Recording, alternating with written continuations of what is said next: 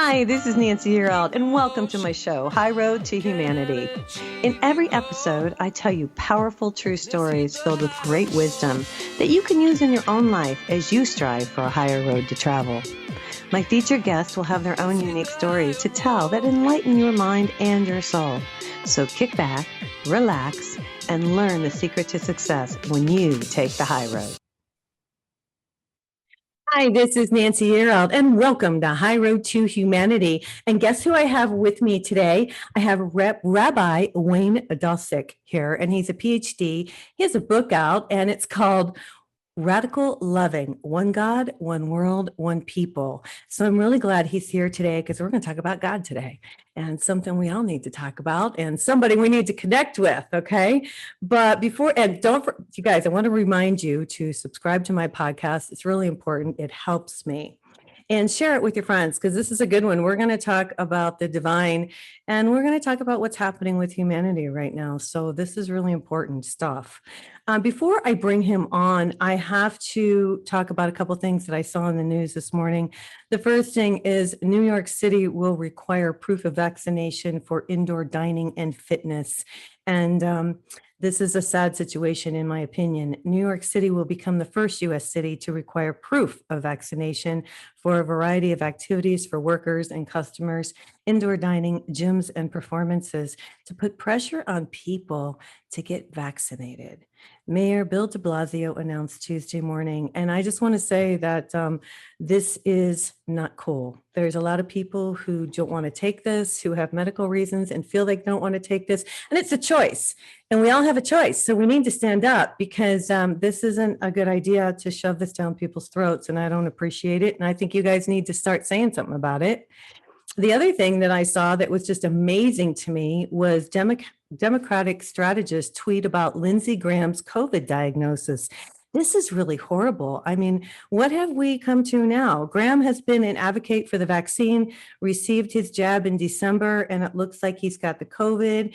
And now they're putting stuff on Twitter that says it's wrong to hope he dies. I mean, people are putting on there that they hope he dies. Glad you're here today, Rabbi. Thanks. I mean, it's Nice just, to be here. yeah, well, before I bring you on, let me just tell the audience a little about you, and I am glad you're here.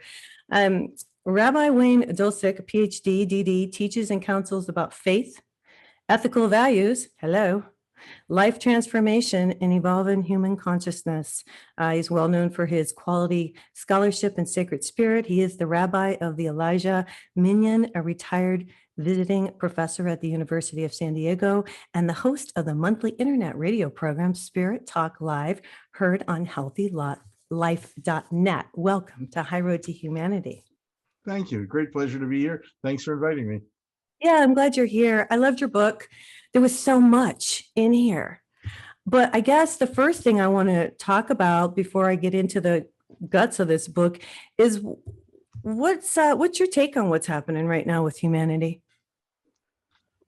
Well, I wrote this book as aspirational. So we are the crowning jewel of creation. Mm-hmm. It's an incredible time to be alive. We are wise and we are reaching the heights of technology and of medical discovery.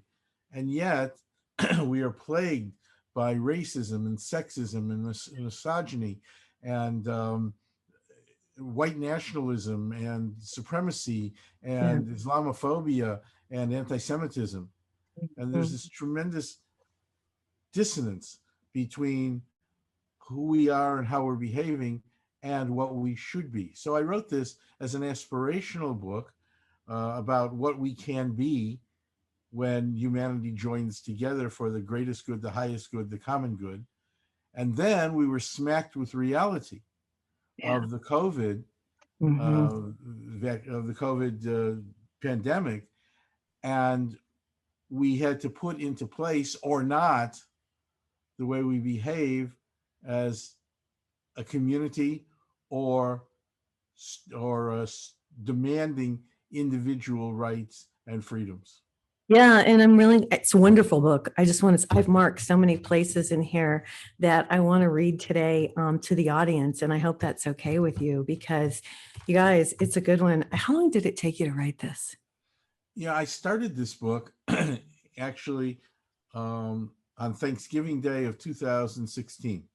Yeah, it's amazing, by the way. I'd always wanted to go to the Macy's Day Thanksgiving Oh, parade. me too. Me too. Did you go? Yeah, we went. We Okay. live in San Diego, and we went. And so for Thanksgiving dinner, we found a kosher deli that had a traditional Thanksgiving dinner. Nice. And we come in, and we decided to go in the middle of the day so we wouldn't get the lunch crowd or the dinner crowd. Yeah, yeah. And there weren't too many people in the restaurant. And the waiter came over and took our order. And then he came back, and without an invitation or whatever, he just sat and began talking. He pulled up a chair and began talking to us. His name was Mohammed, Okay. and this was just a couple of weeks after the presidential election. Okay. And he was petrified because of Trump's Islamic Muslim ban, Oh, and because he and his family had come to America and applied for citizenship and worked hard and lived together as a family and trying to teach their children and they decent weren't values. citizens or what? He was still waiting. I don't know. I don't know if they've Okay. become citizens yet or not. Okay. But he was petrified, Oh, how and sad. and um, it seemed to me that he needed an answer because he was saying, why is this all happening? We're good Mm-hmm. people. Why are the people against us just because of our religion or our race? Right. And somehow I began to get a download. That happens to writers sometimes, as it Sure. happens to No. artists and radio show hosts. Yeah, yeah, yeah. So I grabbed one of the menus, pulled out a Yeah. pen, and started taking notes. I still Yeah. have those little notes. That was the beginning, and then of course books take a while to write and get a publisher and Yeah. get it published, and all of this. Then COVID happened, and then so I had to write an afterword to the book to respond to what had happened during COVID. Mm-hmm. Well, and I will say, if you're a white person, they're persecuting you.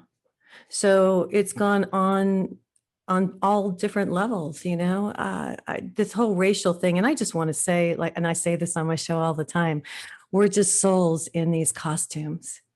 And we're just here, and it doesn't matter what color you are, we're Exactly. all the same. We are all the same. And that's one thing that we have to get to understand is that we are all energetic souls, beings here on earth, learning. And, we're not doing really well right now. I'm just really frustrated to see some of this stuff going on. But there are people like you and people like me and many others who are standing up and who are talking about things. I want to talk about the beginning of your book. You talk about the third dimension, going to the fifth dimension. Now, you said something in here that was unusual, something that I've never heard before. You said when when Adam and Eve were in the Garden of Eden and they had the choice, and there was a tree of life and the tree of wisdom, a knowledge, and they made the choice that they shouldn't have. There was a separation. Right. And I've never heard that put that way. Like there was a separate, like we were all connected to God. Because like right now, I'm connected to God and I'm connected to Mother Earth. But talk about that separation, because I don't think people realize this. Well, first of all, let me say that it's a tree of life, and it's not simply a tree of knowledge, which most of us say all the time, Right. but it's a tree of knowledge of good and evil. Thank you. That's what the Bible Yes. says. Okay. And so when we're all connected, and God says to us, "Here are a set of rules, and if you follow, and I created you, so I know you, and I know it'll be good for you. And I know how it'll be good when you behave this way, and when you don't behave that way, we disconnect ourselves from the divine. There's separation from the divine. And according to our tradition, when that happened, when Adam and Eve were expelled, exiled from the garden, Right. the feminine aspect of God, which we call the Shekhinah, the divine indwelling presence, went with us. And so there was the separation between the divine masculine and the divine feminine. Right. And we have been playing out that pain of separation and disconnection throughout history. Yeah. When I am connected to God, God and I can get through anything. Right. When I disconnect, when I say I'm mad at you, God, I'm angry with you, God, I don't have anything to do with you, God, that is when existential angst and anger comes. Right. Well, and it's really interesting that you talk about this, because it made a lot of sense to me that we've been disconnected all this time. Now, I feel like I'm an intuitive. I'm really connected to God. And so I get downloads every day. And I feel like, and from what you said, and I just want you to confirm this, I guess for me, that this is the time, because we're connecting again. I'm connected. I'm connected to Mother Earth. I'm connected to God, and I'm at peace and I'm at balance, and God's in my life all day long. I mean, God's just part of my life, and I have a relationship. Right. But I think my question to you is this the time where everybody starts to have that connection? That's what I think. Well, that's one of the reasons I wrote the book. The theme song of the world these days seems to be, my God's better than your God. Oh, no, man. Think about it. If you don't believe me, say the fundamentalists, I will try to convince you. And if I can't convince you, then I will terrorize you. And if I can't terrorize you enough, I'll kill you. Yep. The reality is there is one God who is the parent of us all. Mm-hmm. And God doesn't care what we call him, her. Right. Because just as in a family, one kid calls the male father, and another says daddy-o, and mommy and mama and mother. Right. It's all the same parent. God is the same parent of us all. And God also says, I don't care how you approach me. There are all kinds of ways to approach me. Yeah, as long as you approach me. Each one is beautiful. Each one is different. Oneness does not mean sameness. There's great beauty in the different ways that we approach God. Right. We got to go to commercial break. So I'm going to stop you right there. And I apologize. His book is called Radical Loving, One God, One World, One People, you guys. And it's by Rabbi Wayne Dosick. This is Nancy Yearout. This is High Road to Humanity. And we will be right back. Okay. Hi, this is Nancy Yearout. This is High Road to Humanity. I'm here today with Rabbi Wayne Dosick. You know, I'm so glad you're here and we're talking about this. I wrote down a quote from your book. It says, humankind lost its perfect alignment with the divine and was exiled from the Garden of Eden, and the earth and her inhabitants began to experience the pangs and pains of separation. And that's what's happened to us. That's right. But a lot of us are waking up. That's right, too. Because as I was saying before the hard break, yes, sir. We're understanding that this "my God's better than your God" attitude is getting us absolutely nowhere, except filling the cemeteries of our lands with the jewels of our youth. And so we have two choices. We are at the moment of choice here, and fortunately, more and more people are becoming enlightened, as you are, and the people that we deal with all the time. More and more people are becoming enlightened. And I believe that we have reached the tipping point. It's just on the precipice, but we've reached the tipping point that light is overcoming darkness. Yes. And that's why you feel successful, and that's why you feel generous, and that's why you feel compassion, and that's why you feel love. Yes. Because if we reach the tipping point, then the world can move closer and closer back to Eden on earth once again. No, and I think we can. You wrote so many cool things in your book. You have a chapter, it's called "And Now." I'm going to read this really quick. I love all these things you put in your book. I mean, it's really great. So sit back, you guys, and check this out. So the kindergarten teacher told her students that they could take a piece of paper and their crayons and make a picture of anything they wanted to draw. And after a little while, the teacher walked around the classroom to see what the students were drawing. Will was making a picture of a house, and Claire was drawing a picture of her family, and Anna was coloring a beautiful rainbow. And when the teacher came to Jennifer, it wasn't quite clear what Jennifer was drawing. So the teacher said, "Jennifer, please tell me about your picture." Jennifer said, I'm drawing a picture of God. But Jennifer, the teacher replied, no one knows what God looks like. Jennifer stood up, looked right at the teacher, and most assuredly said, in a few minutes, when I'm done with my drawing, everyone will know what God looks like. Fantastic. The fun possibility of writing a story like that or adapting one that I had heard is Will and I get to pick the names of the kids. So Will and Claire are my great twin nieces and nephews, and Anna and Jennifer are my granddaughters. So I love it. I got to pick the names. I love it. Well, it's the truth. And children, you write in here also, there's a little story, I'll let you tell it, about a little boy who waits for the parents to go to bed and ask if he can have a moment with the little brand new baby. Tell that. Brand new baby is born into a family, and the 3 or 4 year old says, can I be with my sister? Can I be with my sister? And the parents were worried about sibling rivalry or whatever. No, we need to be together as a family. But the young child was insistent. I want to be alone with my new sister. I want to be alone. So finally the parents said, okay. And they turned on the infant monitor, and they let the child into the room. And he runs to the crib and he says, quick, little baby, tell me what I'm already forgetting. What am I supposed to remember? Because children who come are warm with God, and they remember all the universal secrets and the mysteries of the universe. And the rules of living on this earth is that we can't live on the earth knowing all the mysteries.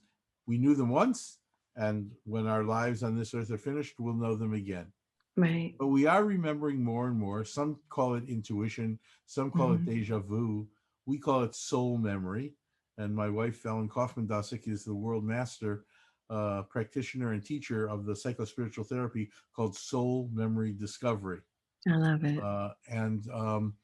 So that's it. There's another little story in there where parents. Can I say something before you start with that? I just want to say that I feel like we are evolving and we are connecting to God, and the information is downloading into us. And I feel like we're here on earth to learn.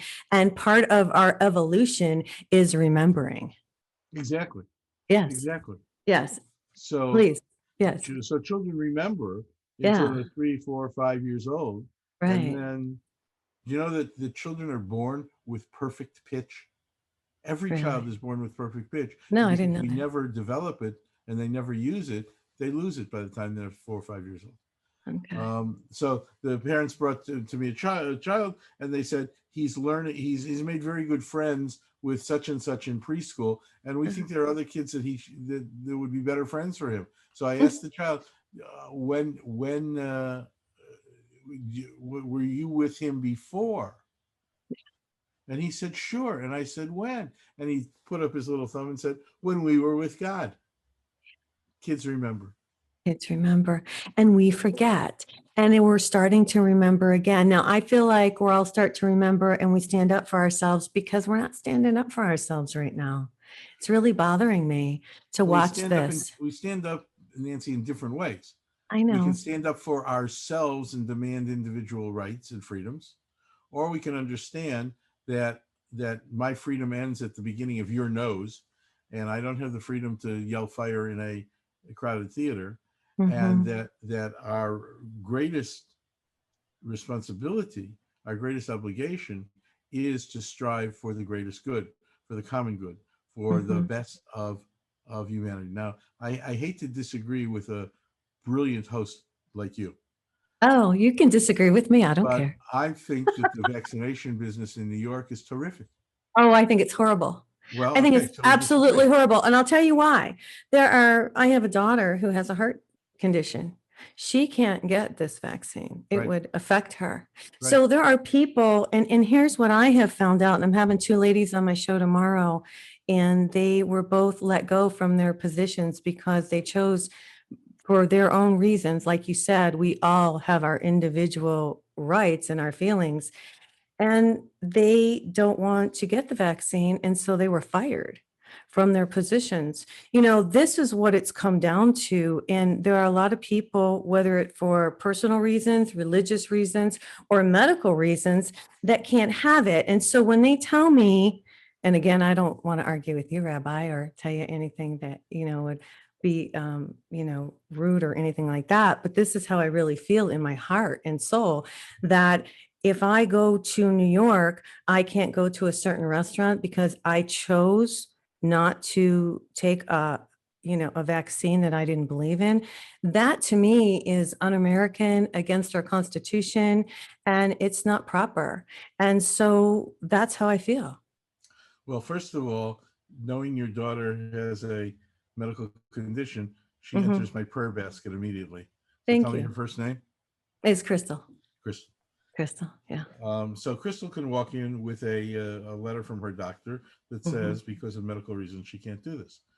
But with the rest of it, we're just going to have to agree to disagree, because I think that the notion of these individual freedoms, I can choose, that puts the common good at risk. So if you walk into a restaurant unvaccinated and you immediately put everybody who's in that restaurant in jeopardy. Hmm. And And that's see, I don't believe in, I think that this vaccine was developed by, and we can get into a whole thing about it, but I really want to talk about your book. But I just think it was developed in order to harm people. And I think that's finally coming out. And obviously it got out and it shouldn't have. But I do believe that this new variant that they're talking about is, and I've read a lot of information about it, that it's similar to the common cold. And again, I'm not giving medical advice by any means. I'm just telling you how I feel intuitively. And I just feel like it's being hyped right now. That's what I think.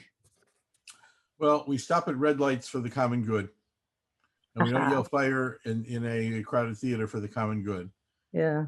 Okay. So you say that true oneness is a shared journey of unity and harmony, peace, and all is love, love is all. And that's what I think too. And we're trying to get to that point where we just love each other and we're not so hateful. Talk about that, if you would. Well, that's what we've been talking about all program here. That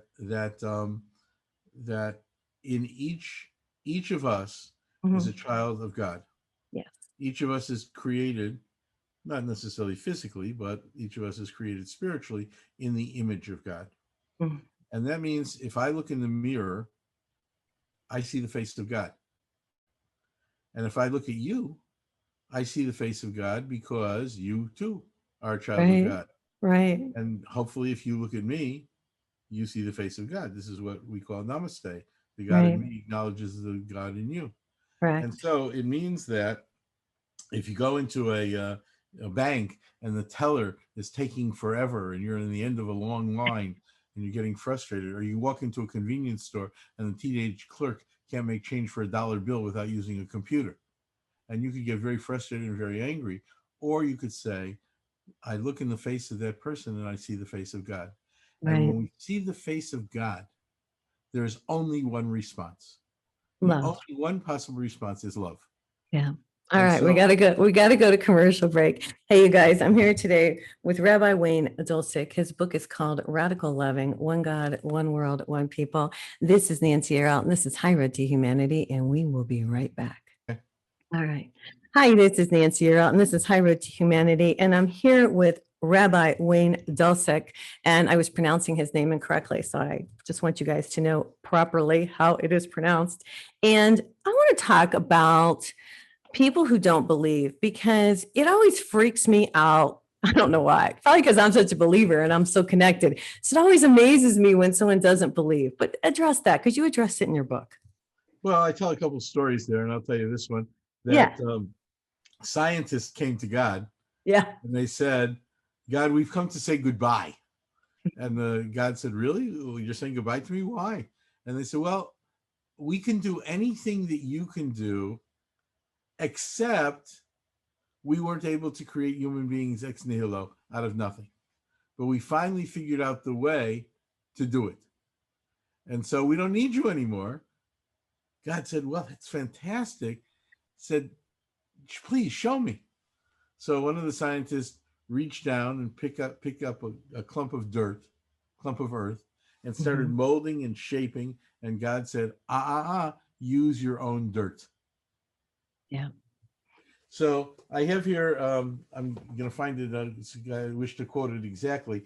Robert Jastrow, the late Robert Jastrow, PhD physicist, who was the head of NASA, who was the head of the United States space program, said this: the scientist has lived by the power of reason. He has scaled the mountains of ignorance and is about to conquer the highest peak. As he pulls himself over the final rock, he is greeted by a band of theologians who've been sitting there for centuries. Science doesn't create anything. Science discovers what God has already put out there. Right. At the moment of creation, God put out everything we'd ever need. And our job is to climb the ladder and pluck out what we need as we need it.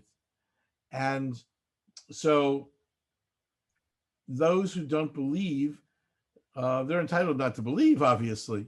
But where does their power come from? Where does their thinking come from? Where does their creativity? Where does their innovation?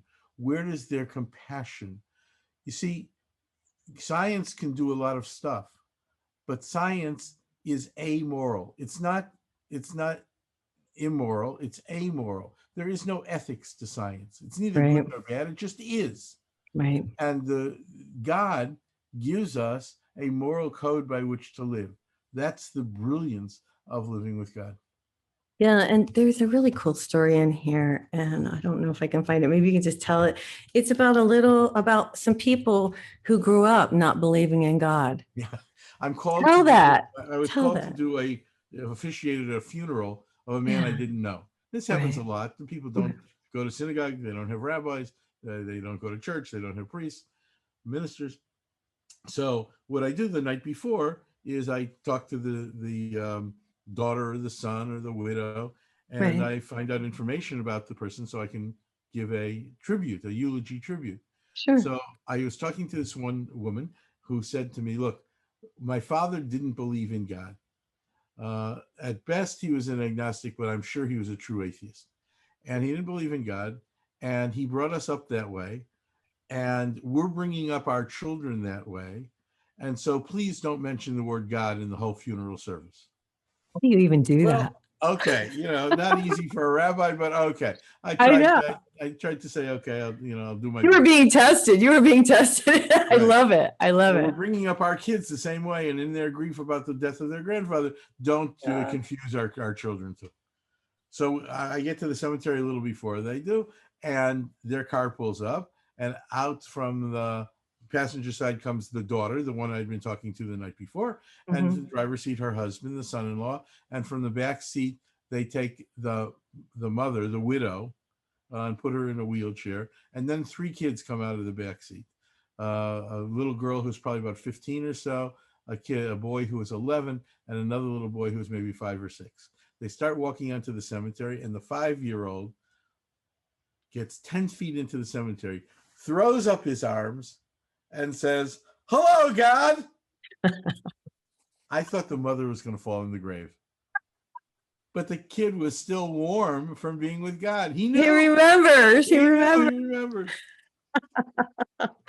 And that's true. Out of the mouths of babes, they used to say. Right. That's exactly. the thing. Yeah, that's so funny. It's hard when somebody doesn't believe. My mom, I don't know, she had a lot of things happen to her, and I was always talking to her about it, and she was always like, "Oh, I'm not sure." And that's hard because you can't make somebody else believe. You can only be an example. I guess that's what I've learned more than anything. We called my late mother, she should rest in peace, we called her a militant rationalist.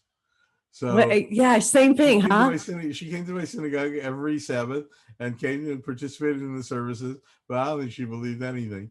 And now that she's on the other side, I'm sure she gets it.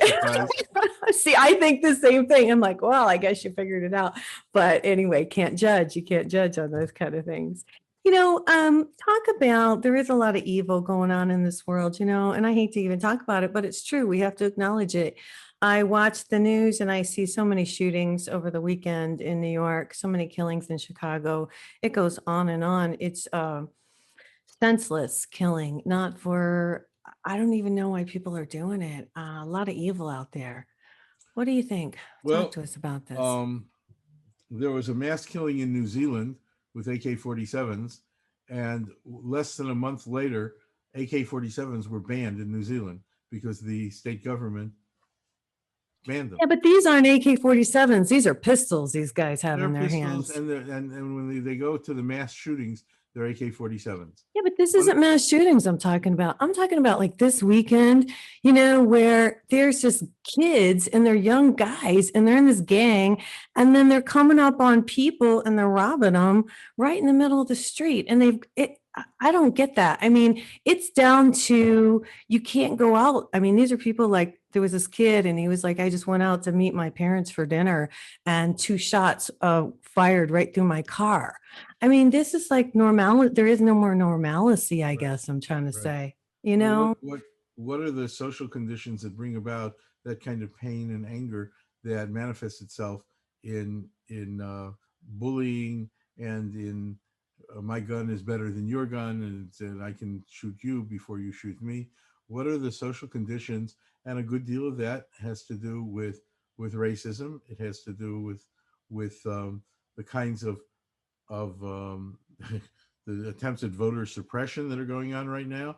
That the government is our way, in many ways, to provide for us the instrumentality that gives us good educations and gives us hope and jobs and takes us out of poverty.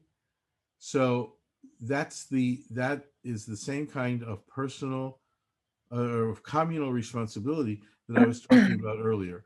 If we get rid of yeah, the I don't know. reasons, if we get rid of the reasons, and in my opinion, get rid of the guns. Yeah. Look, a weapon today is not, the Bill of Rights is from 1797. I'm going to stop you because I'm a single lady. And let me tell you something. If somebody came to my front door with a weapon, I have a gun and I would be able to defend myself. So I don't agree with anything you're saying right now. And I'm sorry, I don't, because for somebody like me, I have to be able to defend myself. You know what I'm saying? I mean, what are you going to do? You can't fight someone with a gun with a knife. It doesn't work. So you have to be able to protect yourself. And the government, I mean, honestly, people have to connect with God, not the government. That's how I feel. Okay. Yeah. I mean, how can you say the government is God? I'm a little confused. How can you be a rabbi and say the government, it's God? God gave us the 10 commandments. The government is the community. Oh, please, please. I'm sorry. God gave us the 10 commandments. He said, love thy neighbor. He told us what was right and wrong, not the government. Yeah. Just to be totally accurate, love thy neighbor is not in the 10 commandments. It's in Leviticus 19. But nevertheless, I understand what you're saying. Well, yeah. I mean, I'm sorry. I don't mean to be, I don't want to be combative here, but I mean, really, it's down to the 10 commandments.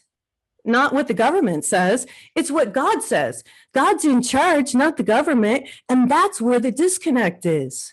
That's exactly where the disconnect is right now. Don't you see that? In many ways, you're absolutely right. Oh, yeah. In many ways, we disagree entirely. That's fine. But I don't want to live in a country that's not a godly country. We have become godless. I don't think God likes what's going on right now. I really don't. God certainly does not like what's going on right now. Yeah, I mean, and you see in the book, in Radical Loving, I have a number of conversations with God, where God sits with us on the park bench and talks to us about all the things that are not going well. Well, when we come back from commercial break, we'll talk about that. Hey, you guys, this is Nancy Yearout. I'm here today with Rabbi Wayne Dosick, PhD. His book is called Radical Loving. This is High Road to Humanity, and we'll be right back. Hi, this is Nancy Yearout. This is High Road to Humanity, and I want to talk a little bit more about your book and how it's impacted people. Have you had good response from this, Rabbi? Well, everybody so far has liked the book. Right. To the extent that this book, which came out only in May, I don't want to boast Okay. or brag, but I need to Oh, boast or brag, okay. won three international book awards. Oh, It was wow. named a finalist in the category of social change, and the Right. first place winner in general religion, and the first place winner in inspirational spirituality, international book awards. It's gotten pretty good, all those stars on Amazon and nice reviews on Yeah. Amazon. Well, And good. every interview I've had up till now, maybe 15 or 20 interviews. Each each interviewer, each host has liked the book, loved the book. So Yeah. so far the response has been pretty positive. I had a an email from a woman in Australia whom I don't know, who said, I'm buying 7 books and giving them to government leaders here in Australia, Yeah. and so yeah, the response so far has been overwhelmingly positive. Well, and you talk about fear and then you talk about love, and that's kind of what we're down to. I see a lot of people afraid, but it's like a split. I see people who have evolved to realize that love is all there is. And then I see so many people who are fearful. I see quite a separation. What do you think? Well, once again, the only response to fear is love. Mm. So I tell the story not in this book, but last year, a couple of years ago, when we could still go out, Ellen and I went to a play down in Balboa Park in San Diego, Yeah. and it was a long walk to the parking lot. And when I went to get the car, um, the kids, I guess kids, had placed beer bottles, empty beer bottles, all around the tires and Oh, left the wow. garbage of their takeout food around the car. And there was this trash can just right over there. So Disrespectful. Yeah. so I'm picking up the beer bottles and the garbage to throw it away. And a Yeah. couple about our age came and looked and saw what was going on. And the woman said to me, well, it's not our world anymore. And so I figured, I could get really angry and yell out and scream out to these irresponsible young people, what the hell is wrong with you? How are you behaving this way? Yeah. Or I could send love out to the universe. Hmm. And if I send hate out to the universe, the hate or the anger will spiral back, at least to me. Right. That's If true. I send love out to the universe, then the love will spiral back, at least to me. Yeah. I'm sure you remember back in 1987, we had this thing called the harmonic convergence. And a bunch of people stood around the world, held hands, and sang songs Oh, to yeah. bring peace to the world, right? Yeah. And how silly. Singing songs and holding hands is going to bring peace I to the don't think world. it's silly. I But think it's it's not silly at great. all That's because right. That's within right. 2 years of the harmonic convergence, the Soviet Union fell. Yeah. All the satellite countries fell. The Hmm. Berlin Wall came down.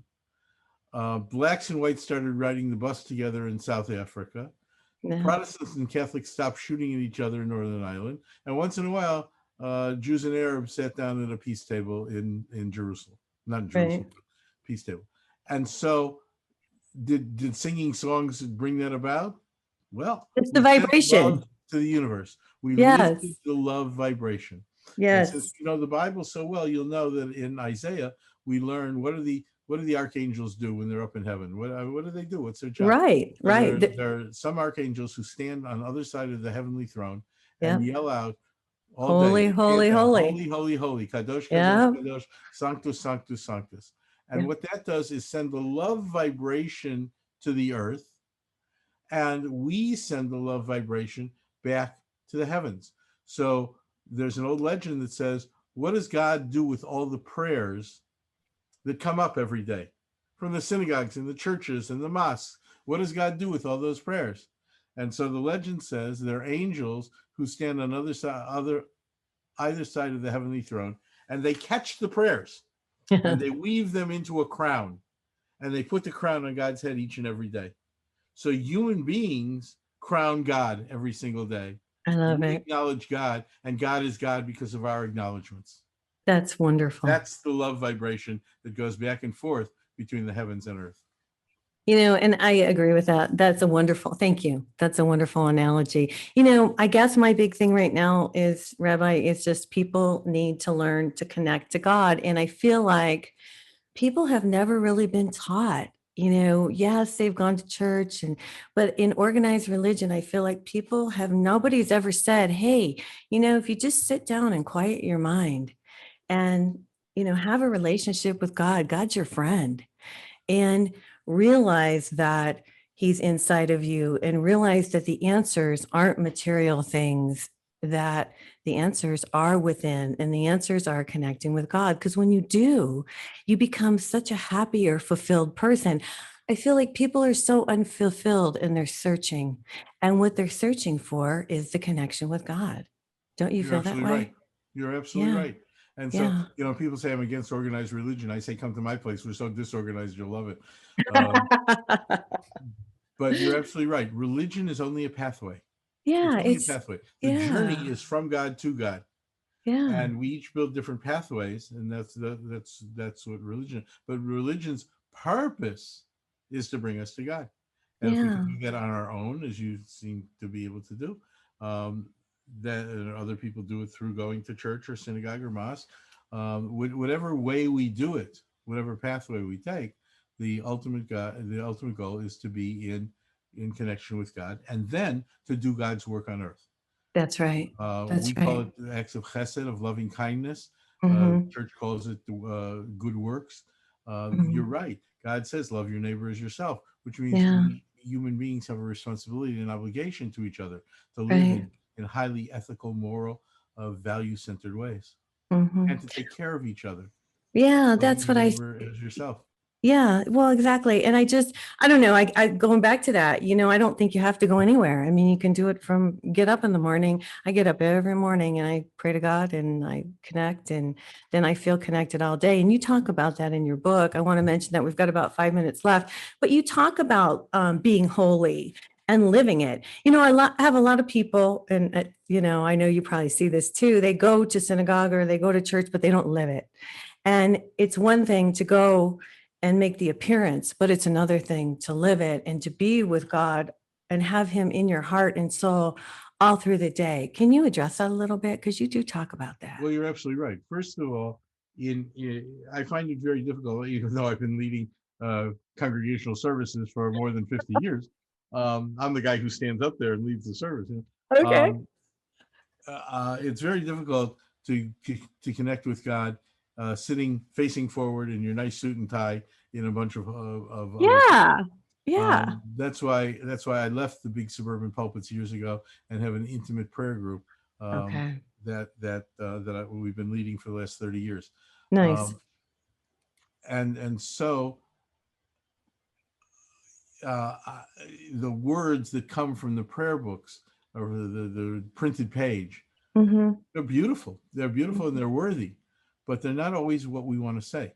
And so I talk about having pillow talk with God. I Yes. want to have not only a communal relationship, but a deep, personal, intimate, loving relationship with God, the Right. same way I have a deep, personal, intimate, loving relationship with my wife, which we call pillow talk. Yeah. So, so when we treat God as our most intimate, Mm-hmm. then we open our ears and open our eyes and envision and hear and dream in God's message to us. That's what's called being a prophet. A prophet's not a soothsayer or a fortune teller. A prophet is a messenger of God. And God gives us Yeah. all messages all the time, sometimes just for ourselves, and sometimes messages to give out to the world. That's what I am. I'm a messenger of God. You I are. love it. I love it. That's fantastic. And that's what you are. And, I will say this, and I'll just ask you your opinion before we get out of here today. When I connect every day, I always say, okay, God, what do you want me to know today? I'll just ask that question and then I'll Right. listen. Right. And then I always get something, and I guess that's where I want people to realize that the answers are there if you just ask. I've also listed for myself, and each person can do that for him or herself, Yeah. all people to whom I'm grateful. From Yes. the ancients up Yes. until a student yesterday. And I look at that list each and every day in Nice. gratitude to those people who each one in his or her own way made me who I am today. That's and I right. also say to that whole list of people, who has what to teach me today? Who's going to be my companion today in giving me the help that I need for whatever my project or To whatever move my forward. purpose is Yeah. today? Yeah, exactly. Hey, I'm really glad you came on the show today. It was fun bantering with you. Thank you I very love much. your book. I love your book. If people want to get your book, Amazon, or do you have a website, or how can they get in contact with It's on you? Amazon. It's on BarnesandNoble.com. It's on Bookshop.com. It's available in bookstores. And Okay. there is a website. It's called RadicalLovingBook.com. And Nice. there, besides learning about the book, there are links to all those bookstores. But there's also a CD. We used to call it a CD or a download. I'll call it an album of Yeah. 21 chants. Oh, 21 wow. chants that go along with the book.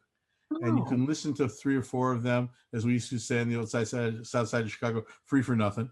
And then you can either buy a download or you cool. can buy a hard copy CD. Here's what it looks like. Oh, And nice. it comes with the lyrics for all the songs. Oh, They're all in English. We made up all the oh, songs to go along with the book. that's fantastic. Thanks for coming on the show today. I really Thanks for appreciate inviting it. me. Thanks for having me. Yes. Hey, you guys, this is Nancy Earl. This is High Road to Humanity, and we'll see you next time. Everybody take care. Connect the dots and keep the motion. Can achieve your goal. Let's hit the high road. Hey, you guys, join me next week on The High Road for more stories filled with wisdom, love, and hope for our future. Have a fabulous week, and know that by staying on the high road, you will make it to your destination. Visit my website, nancyyearout.com, where you can book a private session to learn how to tap into your own abilities. And check out my YouTube channel. It's Nancy Yearout's High Road to Humanity. You can achieve your goal.